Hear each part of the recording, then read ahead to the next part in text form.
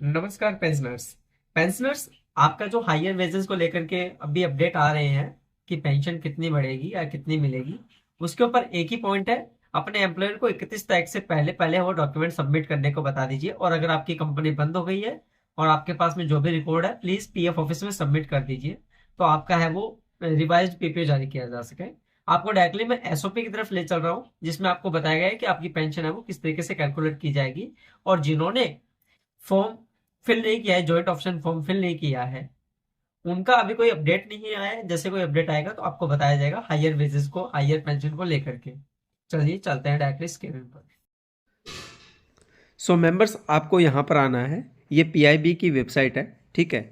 यहाँ पर देखिए इन्होंने क्लियरली लिखा हुआ है, ईपीएफओ ने उच्च वेतन पर पेंशन के लिए 3.1 लाख से अधिक आवेदनों के लिए एम्प्लॉयर से ये देखो नियोक्ताओं से, ठीक है, आवेदन मांगे हैं। तो एक बार आप अपने एम्प्लॉयर से कांटेक्ट कर लेना, और अगर कंपनी बंद हो गई है आपकी, तो आप है वो पीएफ ऑफिस में खुद कांटेक्ट कर लेना। जिस पीएफ ऑफिस से आपका पीपीओ जारी हुआ है, उस पीएफ ऑफिस में आपको कांटेक्ट करना पड़ेगा, ठीक है।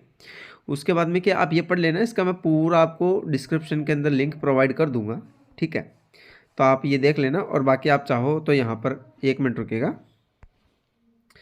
और अगर आप चाहो तो ये जो लिंक आपको दिखाई दे रहा है ना यहाँ पे ऊपर, ये वाला, या आप विजिट कर लेना। मैं इसका लिंक आपको प्रोवाइड कर दूंगा, ठीक है। अब मैं डायरेक्टली आ रहा हूँ एसओपी की तरफ, कहाँ से आप देख पाओगे और ये जेन्युइन है कि फेक है, मैं आपको डायरेक्टली लाइव प्रूफ दिखा रहा हूँ, ठीक है। तो बने रहिएगा। सो मेंबर्स, आप सभी को पता है ये ईपीएफओ की मैन ऑफिशियल वेबसाइट है, आप देख सकते हो। ये जो लिंक है ना, ये ईपीएफ इंडिया का है, ठीक है। अब मैं ये वेबसाइट के ऊपर आ गया।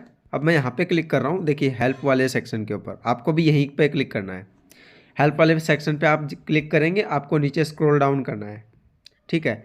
यहाँ पर आपको कहाँ पे आना है, सीधा एफएक्यूज़ के अंदर आना है। एफएक्यूज़ के अंदर देखिए कहाँ पर आपको ऑप्शन मिलने वाला है, देखिए दिखा दे रहा हूँ मैं। ये ऑप्शन आपको मिलेगा यहाँ पर, हायर पेंशन एफएक्यूज़, इसको आपको ओपन कर लेना है। जैसे ओपन करेंगे एक पीडीएफ डाउनलोड होगा, पीडीएफ डाउनलोड करके आप इसको ओपन कर लीजिए, ठीक है। मैं आपको ये ओपन करके ही दिखा रहा हूँ डायरेक्ट, देखिए ये जो पीडीएफ है ये ओपन हो गया है, ठीक है। और ये इंग्लिश के अंदर है पूरा का पूरा, आप पढ़ सकते हो, ठीक है। इनमें ये जो पूरा पीडीएफ है आप देख लीजिए, अच्छे से देख सकते हो, एक एक चीज़ इसमें बताई गई है। इसमें मैं बता देता हूँ, ऑलरेडी मैंने एक वीडियो बनाया है जिसमें मैंने इसी के बारे में चर्चा करी है।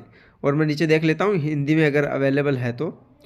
ये देखिए ये हिंदी में अवेलेबल नहीं है, इसका मैं आपको हिंदी वर्जन दिखा दे रहा हूँ, तो एक बार आप होल्ड पे रहिएगा। सो पैसनर्स, ये रहा इसका हिंदी वर्ज़न, देख लीजिए। अब मैं आपको पढ़ के सुना दे रहा हूँ, इसमें क्या लिखा है ये वही है। देखिए फील्ड कार्यालय के अंदर है वो क्या क्या क्वेश्चन पूछे जाएंगे, तो उसके संबंध में है कि जो पहला पर्सन है उसमें ये बोल रहा है कि जो नियोक्ता द्वारा सत्यापित, मैं आपको डायरेक्टली पेंशन का ही बता दे रहा हूँ कि पेंशन का कैलकुलेशन कहाँ पर बताया गया है, मैं वहीं पहले चल रहा हूँ आपको डायरेक्टली। ये देखिए लिखा है प्रश्न नंबर 4 से पहले पेंशन की गणना, यहाँ से कि सदस्य के लिए पेंशन लागू करने के लिए न्यूनतम है वो क्या होने वाला है।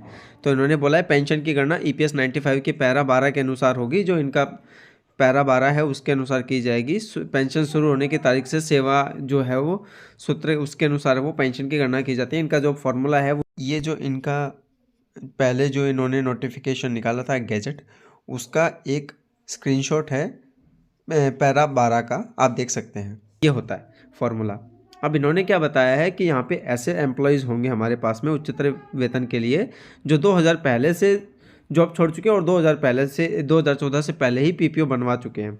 तो उनकी गणना कैसे की जाएगी, उनकी अगर उन्होंने है वो पैसा जमा किया होगा, ठीक है, इस रूल के मुताबिक, जिन्होंने 2014 से पहले रिटायर हुए हैं, 2014 से पहले ही पीपीओ ले लिया है, तो उनकी गणना जो लास्ट के 60 मंथ होंगे ना उनके, तो उसका एवरेज लेकर के है वो उनकी पेंशन कैलकुलेट की जाएगी। देखो लिखा हुआ है 12 महीने की अवधि होगा, और उसके अलावा जो फॉर्मूला है वो फॉर्मूला भी मैंने बताया आपको, बेसिक इनटू आपका pensionable serviceable salary divided by 60, तो वो है वो आपका रहने वाला है, उसके हिसाब से कैलकुलेट किया जाएगा। और यहाँ पर क्या है कि 2014 के बाद में आपने क्या किया है, आपका पीपीओ जारी करवाया है। 2014 से पहले रिटायर हो गए थे, लेकिन 2014 के बाद में पीपीओ जारी हुआ, तो उस कंडीशन में उनका 12 महीने का था, आपका 60 महीने का रहेगा, ठीक है, सेम है।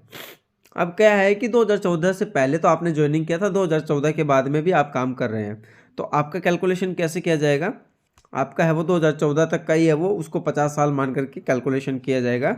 और उस कंडीशन में आपका बाद में हो रहा है, सो पहले अगर आपका मान लीजिए कि 1-2 साल के अंदर हो रहा है तो आपका 12 महीने कैलकुलेट किया जाएगा। देखो 50 साल तक का अगर हो रहा है आपका एज, तो आपका है वो उसको 12 महीने का कैलकुलेट किया जाएगा, और अगर 12 महीने का नहीं है तो 60 महीने का कैलकुलेट करके आपको है वो पेंशन दी जाएगी।